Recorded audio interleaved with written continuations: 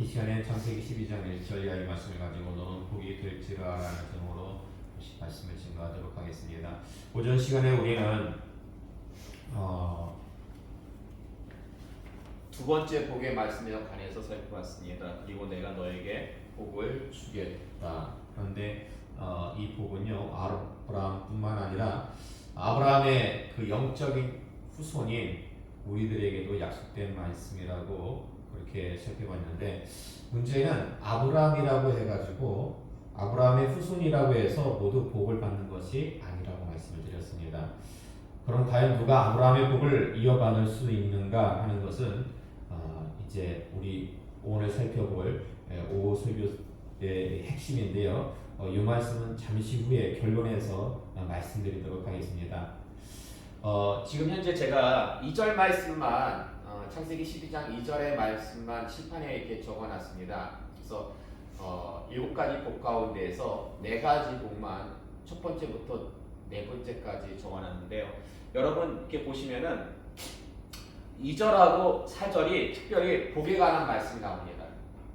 그러니까 두 번째하고 4번째 하나님께서 아브라함에게 복을 주겠다는 것과, 그리고 아브라함에게 말씀하시기를 너는 복이 될지라, 이렇게 복에 관한 직접적인 말씀이 두 번째 복과 4번째 복에 나오는데요.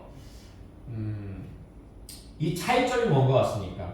두 번째 복과 4번째 복의 차이점, 둘 다 복을 얘기하고 있는데, 그 외견상으로 볼 때 가장 큰 차이점은 주체가 다르다는 것입니다. 주체.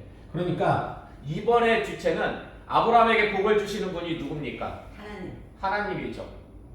그리고 복이 되어야 될 사람은 누굽니까? 아브라함이죠. 그러니까 지금 복의 주체가 좀 다른데, 저는 이걸 이렇게도 표현해 봤습니다.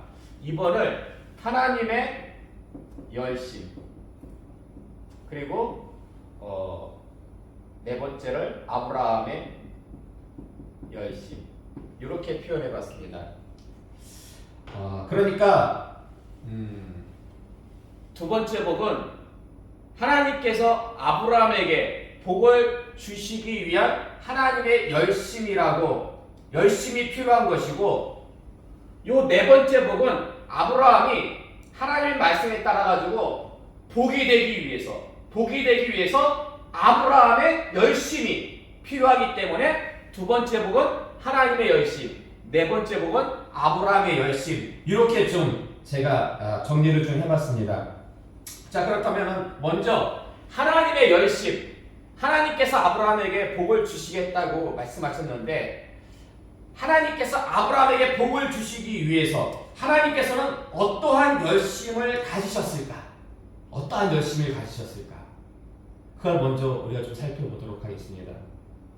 오늘 본문 1절 말씀 다시 한번 봉독할까요? 여호와께서 아브라함에게 이르시되 너는 너의 고향과 친척과 아버지의 집을 떠나 내가 내게 보여줄 땅으로 가라. 자, 이 말씀이 무슨 말씀이냐면 아브라함이 하나님으로부터 소명을 받는 말씀인데요.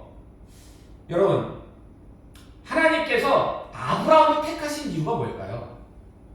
그 당시에 아브라함만 있었던 것이 아니고 많은 사람들이 있었는데, 그 중에서 하나님께서 아브라함을 택하사 이렇게 말씀을 주시고 더불어서 복도 주신 그 이유가 무엇일까? 왜 하나님께서는 수많은 사람 가운데서 아브라함을 택하사 믿음의 조상으로 만드신 걸까? 성품이 여러 가지로 생각할 수가 있겠죠.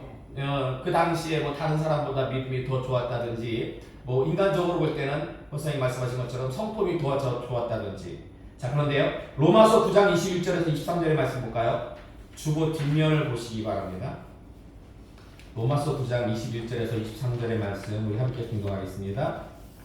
토기장이가 진흙 한 덩이로 하나는 귀 있을 그릇을 하나는 천 있을 그릇을 만들 권한이 없느냐? 만일 하나님이 그의 진노를 보이시고 그의 능력을 알게 하고자 하사 멸하기로 준비된 진노의 그릇을 오래 참으심으로 강용하시고, 또한 영광 받기로 예비하신 바 긍휼의 그릇에 대하여 그 영광의 풍성함을 알게 하고자 하셨을지라도 무슨 말을 하리요. 아멘. 그러니까 이게 무슨 말씀이냐면 하나님은 토기장이요 우리는 모두가 진흙이라는 거예요. 그러므로 이 말씀 근거에서 하나님이 아브라함을 택하신 이유, 아브라함 진흙이 있는데요. 이 진흙으로 아브라함을 빚으신 거예요. 쉽게 말해가지고. 그리고 아브라함의 그 사명과 소명을 복을 주신 거예요. 따라서 하나님이 아브라함을 택하신 이유는요. 전적인 하나님의 은혜예요. 아브라함이 남들보다 엄청나게 투출해가지고 우리 다 똑같은 그냥 진흙덩어리였어요. 다 똑같은 진흙덩어리였는데 하나님께서 그 진흙 하나를 딱 떼가지고 아브라함을 빚으셨기 때문에 아브라함이 됐다라는 것입니다. 그러므로 여러분 명심하시기 바랍니다. 아브라함이 믿음의 조상 된 것은요. 하나님이 아브라함을 믿음의 조상으로 빚으셨기 때문에 선택하셨기 때문에 그렇게 된 건데요. 이것이 바로 어떻게 보면 하나님이 아브라함을 향한 첫 번째 하나님의 열심이다 라고 볼 수가 있습니다. 그리고 나서 오늘 본문 2절에서 3절 말씀을 보시면요. 하나님께서는 아브라함의 7가지 복을 주셨잖아요. 아브라함을 택하시고 그 다음에 하나님께서 7가지의 복을 주시는데 왜 복을 주시는 걸까요? 하나님께서 택하신 후에 복을 주시는 이유가 뭐겠습니까? 그것은 아브라함을 무엇 만드시려고? 믿음의 조상 만드시려고. 믿음의 조상이 되게 하시려고. 그리고 하나님께서 복을 주신 후에, 그러니까 보세요. 하나님께서 처음에 아브라함은 그냥 진흙이었어요. 진흙이었는데 아브라함을 빚으셨어요. 빚으신 다음에 아브라함을 부르셨어요. 부르신 다음에 아브라함에게 복을 주셨어요.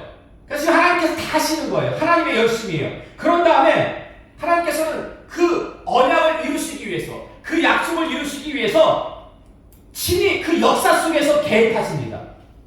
창세기 20장 7절의 말씀 볼까요? 창세기 20장 7절의 말씀 함께 공독하겠습니다. 이제 그 사람의 아내를 돌려보내라. 그는 선지자라. 그가 너를 위하여 기도하리니 내가 서려니와 내가 돌려보내지 아니하면 너와 내게 속한 자가 다 반드시 죽을 줄 알지니라. 아멘. 자, 본문 말씀이 뭐냐면 아브라함이 하나님으로부터 직접적으로 사라를 통해서 이삭 주실 것을 2번이나 하나님께 말씀 듣습니다. 근데 말씀을 듣고도 아브라함은 실수를 해요. 그갈 땅으로 내려가지고 사라를 아비멜렉에게 시집 보냅니다. 그러자 하나님께서는 아비멜렉에게 나타나서 만약에 사라를 아브라함에 돌려보내지 않으면 너와 내게 속한 모든 사람을 다 죽여버리겠다. 만약에 보세요. 하나님께서 그때 나타나셔가지고 역사 속에 개입하지 않았다면 어떻게 되는 겁니까? 아니 지금 하나님의 계획은 아브라함과 사라를 통해가지고 이삭을 낳는 건데 사라가 시집가 버렸어요. 안 돌아와요. 그러면은 이삭을 못 낳게 되는 거잖아요. 그래서 하나님께서 강권적으로 역사하사 아비멜렉에게 말씀해 주심으로 그 즉시 아비멜렉은 사라를 돌려보내게 되는데요. 이 사건 이후로 아비멜렉은 아브라함을 누구로 인식했냐면요. 하나님의 선지자로 인식을 했어요. 왜냐면 하나님께서 아비멜렉에 있거든요. 아브라함은 나의 선지자다. 근데 여러분 보세요. 하나님께서는 분명히 아브라함을 자신의 선지자라고 말씀하셨는데 아브라함이요 선지자다운 행동을 했으니까 못했습니까? 전혀 못했죠. 왜냐면 방금 말씀드렸잖아요. 하나님께서 아브라함 99세 때 나타나셔가지고 2번이나 말씀해 주셨잖아요. 사라를 통해가지고 내 우상을 이을 것이다. 그럼에도 불구하고 그를 땅에 내려가가지고 사라를 갖다 시집 보냈어요. 이게 하나님의 선지자로서 할 일입니까? 아니잖아요. 그럼에도 불구하고 하나님은 아비멜렉에게 아브라함을 뭐라고 소개해요? 아브라함은 나의 선지자다, 선지자. 예?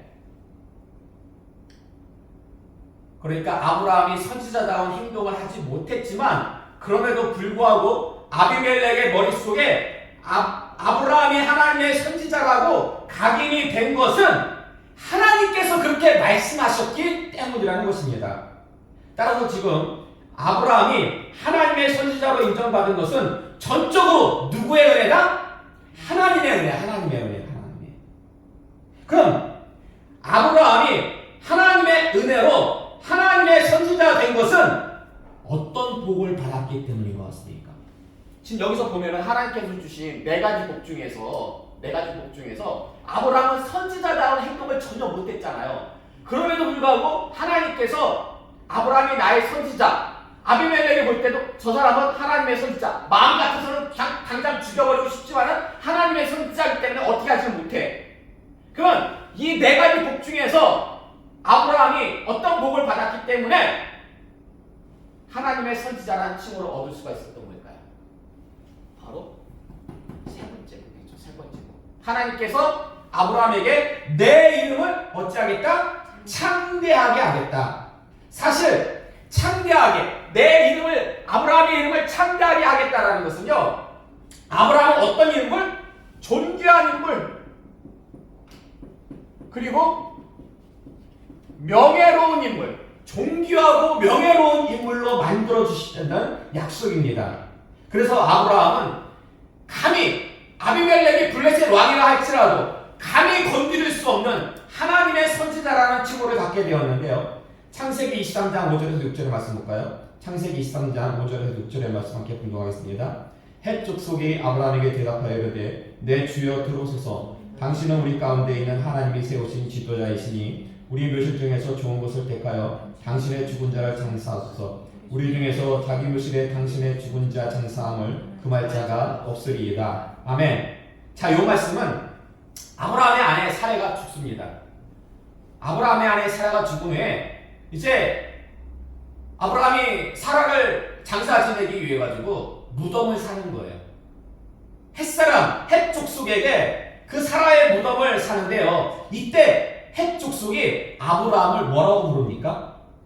말씀 보니까요. 처음에는 내 주여, 내 주인이셔. 그리고 이어서 뭐라고 하냐면 우리 가운데 있는 하나님이 세우신 지도자요. 사실 헷 족속은요. 원래부터 가나안 땅에 가나안 땅에서 수백 년 동안 살던 원주민이고 아브라함은요. 이방 땅에서 들어온 굴러온 돌멩이. 근데 어떻게 굴러온 돌이 가나안 족속의 주와 지도자가 될 수 있었던 걸까요? 그것은 하나님께서 하나님께서 그렇게 아브라함을 만들어 주셨기 때문에 무엇에 근거해서 아브라함의 이름을 창대하게 하시겠다라는 그 약속에 근거해가지고 아브라함이 벌써 채 100년도 살지 않았지만 아브라함은 가나안 족속에 있어가지고 주인과 같은 존재, 하나님이 세우신 지도자와 같은 존재로 인식이 되었고 그렇게 존경을 받게 되었다라는 것입니다. 그러므로 하나님의 약속은요. 어떤 환경과 상황을 초월해가지고 반드시 이루어지게 돼 있는데요. 자, 그러면 아브라함은 지금 아비멜렉한테는 당신은 하나님의 선지자입니다. 그리고 헷 족속, 가나안 족속 사람들한테는 나의 주인이시여, 하나님이 세우신 지도자요. 자, 이런 칭호를 받았는데 아브라함이 받은 칭호 중에서 가장 위대한 칭호는 어떤 칭호일까요? 아브라함이 받은 칭호 중에서 아브라함의 이름이 가장 창대하게 빛나는 칭호는 무엇일까요? 창세기 17장 4절에서 5절의 말씀 볼까요? 창세기 17장 4절에서 5절의 말씀 함께 공독하겠습니다. 보라, 내 언약이 너와 함께 있으니 너는 여러 민족의 아버지가 될지라. 이제후로는 내 이름을 아브라함이라 하지 아니하고 아브라함이라 하리니 이는 내가 너를 여러 민족의 아버지가 되게 함이니라. 아멘. 아브라함은요. 이게 예전 개혁성경 그 번역이 더 착착 입에 감기는데 여기는 지금 여러 민족의 아버지. 근데 예전 개혁성경에는 이게 뭐라고 나와 있어요? 열국의 아비. 예. 그래서 아브라함은요 정말 열국의 아비라는 여러 민족의 아버지라는 칭호를 갖게 됨으로 말미암아가지고 실제로 그렇게 됐잖아요. 오전 시간에 가서 배운 것처럼 이삭을 통해 가지고는 이스라엘이라는 민족, 이스마엘과 그 다른 구두라의 후손을 통해서는 그 주변 아랍 민족을 이루는 정말 열국의 아비가 되지 않았습니까? 더군다나 아브라함은 믿음의 조상이 됐잖아요. 그렇기 때문에 모든 믿는 성도들은 다 아브라함의 후손이 되어가지고 하늘의 별과 같이 많아지게 되었다라는 것입니다. 근데 여러분, 아브라함이 보세요. 아브라함이 여러 민족의 아버지가 되기까지, 열국의 아비가 되기까지, 믿음의 조상이 되기까지 순종만 있었습니까? 아니에요. 실수도 있었습니다. 어떤 실수가 있었어요? 양자를 드리려고 했잖아요.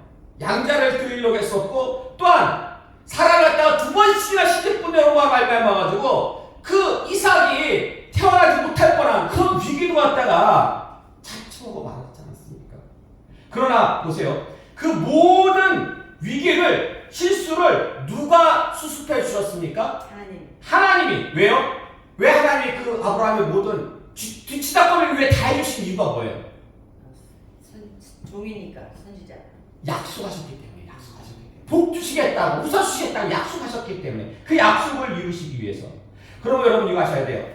아브라함의 이름이 창대하게 된 거요. 하나님의 선지자요, 가나안 족속의 주요, 하나님이 세우신 지도자요, 열국의 아비, 여러 민족의 아버지가 된 것은 정말 100% 하나님의 열심 때문이에요. 하나님의 열심으로 인해서, 하나님의 열심으로 인해서. 어찌 보면 정말 아브라함이 한 거는 정말 없어요. 근데 여러분, 정말 아브라함이 아무것도 한 것이 없을까요? 아브라함이 한 것이 아무것도 없을까요? 이삭을 바치라 했대. 예.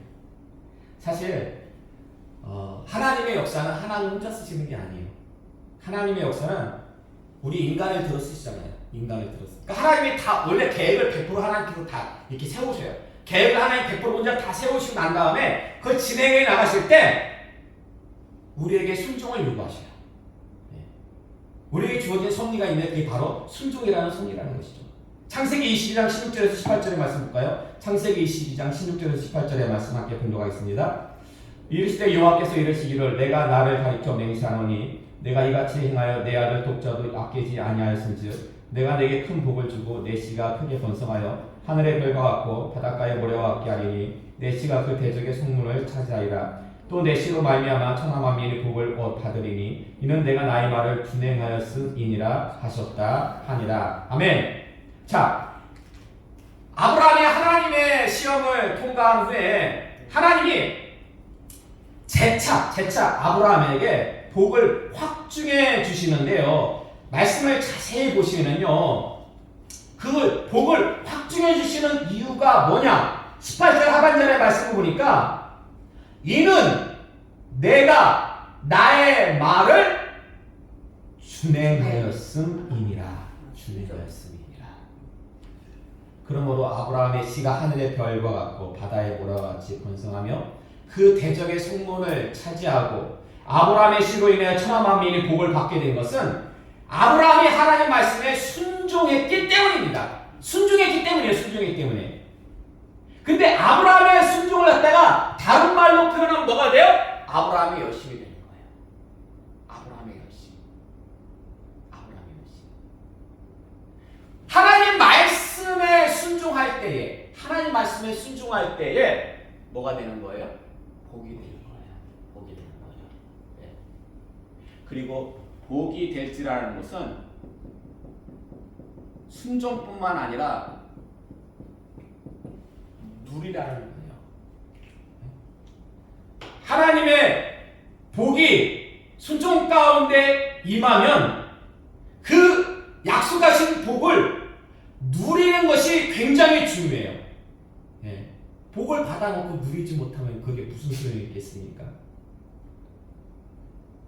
근데요, 사실 아브라함이 복이 되기까지, 순종하기까지, 그 복을 누리기까지, 아브라함이 시험을 통과하기까지, 그 시험을 통과할 믿음을 갖기까지 정말 중요한 게 있는데 그게 뭐냐면요, 그 아브라함의 믿음, 이삭을 이렇게 바치기까지 그 큰 믿음, 그 큰 믿음 누가 만들어 주시고 누가 키워 주신 겁니까?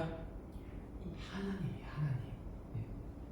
우리가 그냥 그 사건만 딱 놓고 보면은 표면적으로 볼 때 하나님이 아브라함에게 너의 독자를 나한테 바쳐라. 하나님이 제안하시고 아브라함이 순종한 것처럼 보이지만 그렇지가 않아요. 내면적으로 보면요. 아브라함은 계속 실수했어요. 75세 때 소명을 받고 복을 약속받았음에도 불구하고 계속 해가지고 실수했어요. 근데 그 실수할 때마다 하나님이 다 개입해가지고 하나님이 다 이루셨어요. 완성해 나가셨어요. 그러므로 아브라함이 이삭을 바칠 때에 우리는 그냥 아브라함의 믿음이 위대해가지고 이삭을 바쳤구나라고 생각할 수가 있는데 그렇지가 않아요. 아브라함이 이삭을 바칠 수 있었던 그 믿음을 갖기까지 하나님께서 만들어 주셨다라는 거예요. 하나님께서 다 만들어 주셨다라는 거예요. 네. 여러분 정말 성경을 보면 신약 성경을 보면요, 선교하다가 죽을 뻔한 고백을 그렇게 수없이 남겼던 사람이 누굽니까? 사도 바울이죠. 사도 바울. 근데요, 사도 바울이 뭐라고 고백합니까? 나의 나된 것은 다 하나님의 은혜다. 다 하나님의 은혜다. 그게 뭐예요? 사도 바울은 알았던 거예요. 내가 이렇게까지 할 수 있었던 것은 내 능력이 아니라 나에게 이만한 믿음을 주시고 만들어 주시고 키워 주신 하나님의 은혜다라는 것입니다. 그러니까요, 우리가 자칫 잘못 생각하면은 우리의 믿음과 우리의 어떤 공로를 갖다가 우리가 자랑할 수가 있는데 그거 아니에요. 그거 아니에요. 우리가 지금 이렇게 이 시험 가운데에서도 우리가 이 믿음을 가지고 이겨나갈 수 있는 것은요, 하나님이 적극적으로 개입하사 우리의 믿음을 지켜주셨기 때문에, 우리의 믿음을 키워주시고 우리의 믿음을 만들어주셨기 때문에 우리가 지금 이 불시험 가운데 지날 수가 있다는 것입니다. 근데 너무 놀라운 거는 그럼에도 불구하고 하나님은 우리의 공로를 인정하신다는 거예요. 사실 하나님이 열심으로 인해가지고 하나님이 다 하셨거든요. 99.9% 하나님이 다 하셨어요. 우리가 한 거라고는 0.0 그냥 하나님이 다 이렇게 밥상 차려 놓으시고 우리는 숟가락 하나 얹은 것밖에 없어요.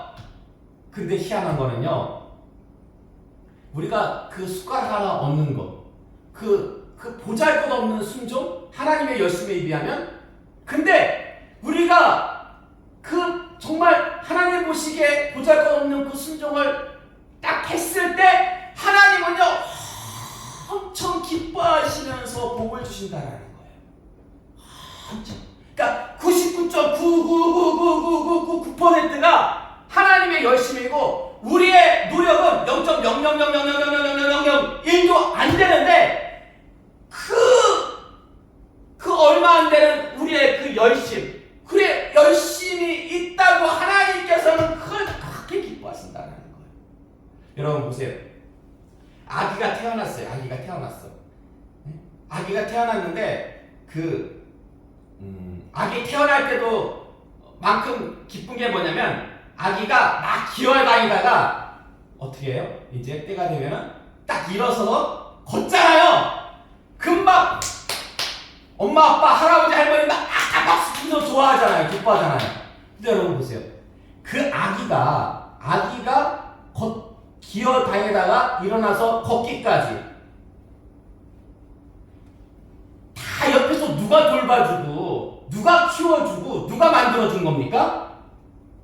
부모님이잖아요. 에? 할머니 할아버지잖아요.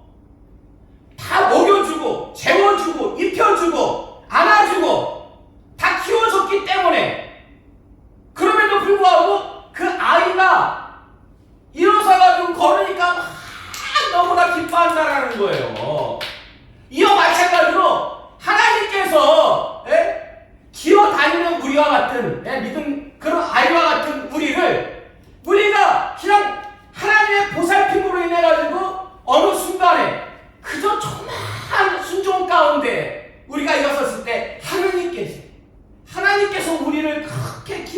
거룩하다라는 거예요. 그리고 그 공로를 인정하신다라는 거예요. 왜요? 왜? 다른 이유 없어요. 사랑하시니까. 우리를 사랑하시니까. 사랑하시니까. 결론의 말씀 드리도록 하겠습니다. 자, 너는 복이 될지라.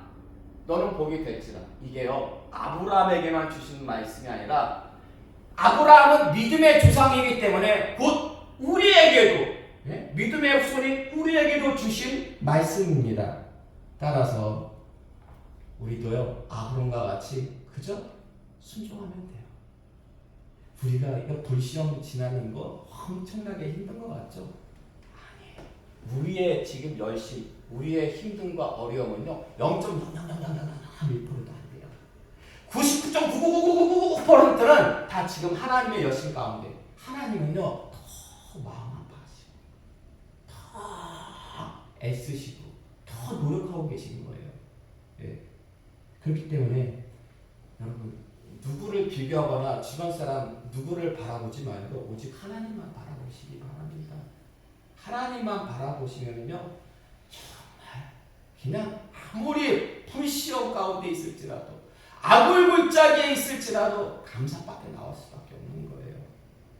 그래서 그러면은요, 결국 내가 고집할 수 없습니다. 내 주장 내세울 수도 없고, 어떻게 자랑을 합니까? 어떻게 자랑을 해요? 99.9999%가 다 하나님의 열심이고 0.00001%가 내 노력인데 어떻게 그거 가지고 자랑을 할 수가 있습니까? 아니에요. 그럴 때 정말 말씀을 통해 가지고, 말씀을 통해서 하나님의 놀라우신 역사를 갖다가 우리가 깨닫게 되면 우리의 신앙이요, 더욱더 깊어지는 겁니다. 더욱더 깊어지고 어떠한 가운데에서도, 환경과 상황 가운데서도 그저 감사합니다. 감사만이 나올 수밖에 없는 거예요. 이런 귀하고 복된 말씀의 뜻을 깨달으심으로 정말 주님 앞에 서는 그날까지 항상 말씀에 순종하시는, 감사하시는 복된 여러분 되시기를 주님의 이름으로 축원합니다.